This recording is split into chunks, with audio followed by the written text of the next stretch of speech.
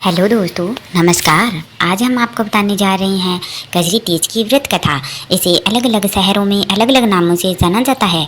इसे कजली तीज, हरितालिका तीज या सतुड़ी तीज भी कहा जाता है। इस तीज पर सुहागिन महिलाएं व्रत रखती है। कहते हैं कुंवारी कन्याओं के द्वारा भी व्रत रखा जाता है, लेकिन इस व्रत को बीच में नहीं छोड़ा जाता है। अगर बीच में इस व्रत को छोड़ दिया जाता है तो उसके बाद में दोबारा धारण नहीं कर सकते हैं। आइए जानते हैं कजरी तीज की व्रत कथा, विधि और उसका महत्व। इस व्रत कथा में 2 प्रकार की कथाएं दी गई है, आप लास्ट तक जरूर सुनिएगा। ज्योतिष शास्त्र में हर तिथि का अपना विशेष महत्व होता है। भाद्रपद माह के कृष्ण पक्ष की तृतीया तिथि को कजरी तीज का व्रत रखा जाता है। ज्योतिष शास्त्र के अनुसार इस दिन सुहागिन महिलाएं अपने पति की लंबी आयु और स्वस्थ जीवन के लिए व्रत का पालन करती है। इस दिन खास दिन के अवसर पर शिव भगवान और माता पार्वती की पूजा और उपासना की जाती है। हिंदू पंचांग के अनुसार भाद्रपद माह के कृष्ण पक्ष की तृतीया तिथि 21 अगस्त शाम 5:10 से शुरू हो रही है और इस तिथि का समापन 22 अगस्त दोपहर 1:50 पर किया जाएगा। उदय तिथि के अनुसार कजरी तीज 22 अगस्त 2024 गुरुवार के दिन मनाई जाएगी। इस दिन पूजा का शुभ मुहूर्त सुबह 5:50 से लेकर सुबह 7:30 के बीच में रहेगा। वहीं पूजा का अन्य शुभ मुहूर्त दोपहर 12:20 से लेकर 3:35 के बीच में है। आइए जानते हैं कजरी तीज का क्या महत्व रहता है। पौराणिक कथाओं की माने तो कजरी तीज का व्रत सबसे पहले माता पार्वती जी द्वारा रखा गया था। धार्मिक मान्यता है कि इस दिन सुहागिन महिलाएं अपने परिवार में सुख समृद्धि और अपने पति की लंबी आयु स्वास्थ्य के लिए ये व्रत रखती है। ऐसी मान्यता है कि इस दिन व्रत का पालन करने से उन्हें अखंड सौभाग्य की प्राप्ति होती है और जीवन में आ रही सभी प्रकार की समस्याएं दूर होती है। करवा चौथ के व्रत के समान ही कजरी तीज का व्रत रखा जाता है। इस दिन भी चंद्रदेव के दर्शन और अर्घ देने के बाद ही व्रत का पालन किया जाता है। आइए जानते हैं कजरी तीज की पूजा विधि। कजरी तीज के व्रत में पूरा दिन भूखा रहकर उपवास किया जाता है। इस दिन सुबह सूर्योदय से पहले मिठाई, फल आदि का नाश्ता किया जाता है। कजरी तीज को कजरी तीज, सतुड़ी तीज के नाम से भी जाना जाता है।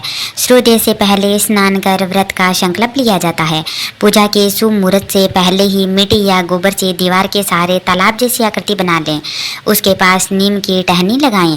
इसके बाद पूजा की चौकी तैयार करें। पूजा की चौकी पर शंकर भगवान और माता पार्वती की और तीज माता की तस्वीर स्थापित करें और उनकी विधि पूर्वक पूजा करें। इसके साथ ही सत्तू का भोग जरूर लगाएं। नीमड़ी माता की पूजा करें और उन्हें चुनरी ओढ़ाएं। नीमड़ी माता के पीछे दीवार पर मेहंदी, रोड़ी और काजल से 13 बिंदियां बनाएं। इसके बाद तालाब में दीपक की रोशनी में ककड़ी, नींबू, नीम की डाली, नाग के नथ आदि रख दें। इसके बाद चंद्रमा को अर्घ्य दें। कजरी तीज की व्रत कथा। कजरी तीज व्रत कथा के अनुसार एक गरीब ब्राह्मण की पत्नी ने व्रत रखा था। ब्राह्मण की पत्नी ने कहा कि आज मेरा तीज माता का व्रत है, इसलिए मुझे चने का सत्तू चाहिए। आप कहीं से भी जाकर मेरे लिए चने के सत्तू का प्रबंध करो। ब्राह्मण के पास सत्तू खरीदने के पैसे नहीं थे। ऐसे में सत्तू का प्रबंध करने के लिए रात को ब्राह्मण घर से निकला और साहूकार की दुकान में घुस गया। उसने वहां से चने की दाल, घी और शक्कर लेकर 1.25 किलो सत्तू बना लिया। जैसे ही वह जाने लगा, दुकान के नौकर जाग गए और चोर चोर जोर जोर से चिल्लाने लगे। साहूकार भी उठ गया और वहां पर आ गया। उसने ब्राह्मण को पकड़ लिया।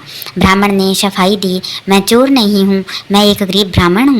मेरी पत्नी का आज तीज माता का व्रत है, इसलिए मैं सिर्फ यहाँ 1.25 किलो सत्तू बनाकर लेकर जा रहा हूँ और अन्य सामान मैंने किसी प्रकार का नहीं लिया है। साहूकार ने उसकी बात नहीं मानी और उसकी तलाशी लेने लगा। तलाशी लेने के बाद में उसके पास सत्तू के अलावा कुछ भी नहीं मिला। इधर चांद निकल आया था और ब्राह्मणी बेसब्री से इंतजार कर रही थी। ब्राह्मण की बात सुनकर साहूकार को दया आ गई। उसने कहा, आज से तुम्हारी पत्नी को मैं अपनी धर्म बहन मानूंगा। और साहूकार ने ब्राह्मण को सत्तू के साथ साथ गहने, रुपए, मेहंदी, रोली, मूली और बहुत सारा अन्य सामान भी दिया। फिर सभी ने मिलकर कजली माता की पूजा की। कहते हैं जिस तरह उस ब्राह्मण के दिन फिरे, उसी तरह कजली माता की कृपा से सभी के अच्छे दिन आए और सभी सौभाग्यशाली बने। तीज माता की दूसरी व्रत कथा। कजरी तीज से संबंधित कई पर कथाएं प्रचलित होती है। दरअसल अलग अलग स्थान पर अलग अलग तरीके से मनाया जाता है, इसलिए वहाँ की कथाएं भी अलग अलग होती है। हम आपको कुछ प्रचलित कथाएं बताने जा रहे हैं। यह कथा 7 बेटों की कथा है। किसी शहर में सेठ और सेठानी रहते थे। उनके पास बहुत धन संपत्ति थी, किंतु उनके कोई संतान नहीं थी। भाद्रपद मास में तीज माता का व्रत आया तो सेठानी ने पूजा की और तीज माता से प्रार्थना की, हे नीमड़ी माता, हे तीज माता, अगर मेरे 9वें महीने पुत्र हो जाए तो मैं तुम्हें 1.25 मन सत्तू चढ़ाऊंगी। सेठानी के 9वें महीने पुत्र हुआ, लेकिन सेठानी नीमड़ी माता को सत्तू चढ़ाना भूल गई। इस प्रकार सेठानी के एक के बाद एक 7 बेटे हो गए, लेकिन सेठानी ने माता को अब तक सत्तू नहीं चढ़ाया। अब बेटे विवाह के लायक हुए और बेटे का विवाह कर दिया गया तो उसी रात सत्तूड़ी तीज के दिन उसकी बड़ी बहू नीम के पेड़ की पूजा कर रही होती है। तभी उसके पति की मृत्यु हो जाती है। कुछ समय बाद उसके दूसरे बेटे की शादी होती है। उसकी बहू भी सत्तूड़ी तीज के दिन नीम के पेड़ की पूजा कर रही होती है। तभी उसके पति की भी अर्धरात्रि में मृत्यु हो जाती है। इस तरह साहूकार के एक एक करके 6 बेटों की मृत्यु हो जाती है। फिर 7वां बेटा सगाई के लायक होता है तो सेठ सेठानी शादी करने से मना कर देते हैं। फिर गांव वालों के बहुत समझाने पर दोनों मान जाते हैं, लेकिन सेठानी कहती हैं इस बार हम अपने बेटे की सगाई कहीं दूर करेंगे ताकि दोबारा इस स्थिति का सामना ना करना पड़े। इस प्रकार सेठ जी यह बात मानकर घर से चले जाते हैं और चलते चलते कहीं दूर एक गांव में आ गए।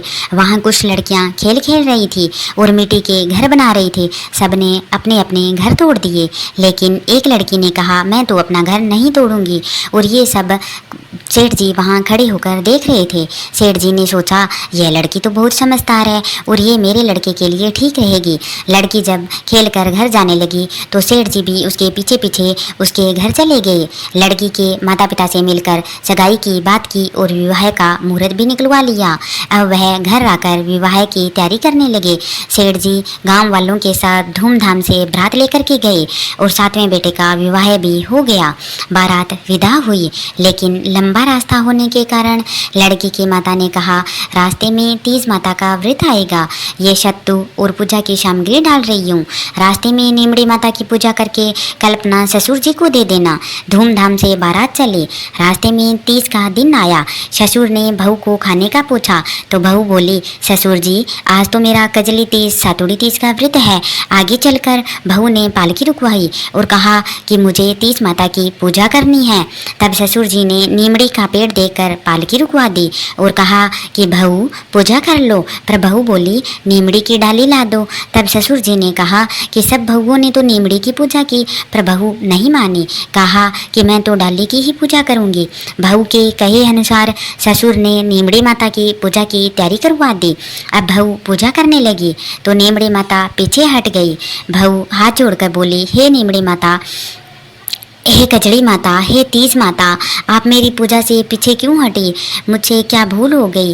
तब माता बहू की करुणा को देखकर बोली तेरी सासू जी ने बोला था मेरे बेटा हो जाएगा तो 1.25 मन सत्तू चढ़ाऊंगी, परंतु 7 बेटे हो जाने पर भी सत्तू नहीं चढ़ाया। बहू बोली माता हमारी भूल को माफ़ करो, मैं आपको सत्तू चढ़ाऊंगी। मेरे 6 जेठ जी को वापस लौटा दो और मुझे पूजन करने दो। तीज माता नववधू की भक्ति और श्रद्धा देखकर प्रसन्न हुई। उसने नीमड़ी माता की पूजा करके चंद्रमा को अर्घ दिया और उसके पति ने सत्तू पासा और कल्पना ससुर जी को दिया और बारात घर को चल पड़ी। और बहू घर पहुंची कि साहूकार के सभी 6 बेटे अचानक वापस आ जाते हैं, लेकिन वे किसी को भी दिखाई नहीं देते हैं। तब वह अपनी सभी जेठानियों को बुलाकर कहती है कि नीम के पेड़ की डाली की पूजा करो और पिंडा को काटो। तब वे सब बोलती है कि वे पूजा कैसे कर सकती है जबकि उनके पति नहीं है। तब छोटी बहू बताती है कि उन सभी के पति जिंदा है। तब वे सभी प्रसन्न होती है और पूजा करने लगती है और उनके पति सभी को दिखने लगते हैं। वे सब अपने पति के साथ नीम की टहनी की पूजा करती है और सासू जी धूमधाम से सभी का स्वागत करती है और खुशी के मारे बहू के पाँव पकड़ने लगती है। तब बहू कहती है सासू जी आपने 1.25 मन का सत्तू बोला था वो याद कीजिए। बहू के याद करवाने पर सासू को याद आ जाता है और अगले साल भादो मास की तीज को 1.25 मन सत्तू के प्रसाद का भोग लगाती है। इस प्रकार सभी खुशी खुशी रहने लगते हैं। इसके बाद से ये घटना सभी जगह फैल गई कि इस तीज पर नीम के पेड़ की नहीं बल्कि उसकी टहनी की पूजा करनी चाहिए। तीज माता ऐसे ही अपनी कृपा बनाए रखें। अगर आपको हमारी कहानी अच्छी लगी हो तो प्लीज़ लाइक करें, सब्सक्राइब करना मत भूलिएगा। आपको हैप्पी कजली तीज। बहुत बहुत धन्यवाद।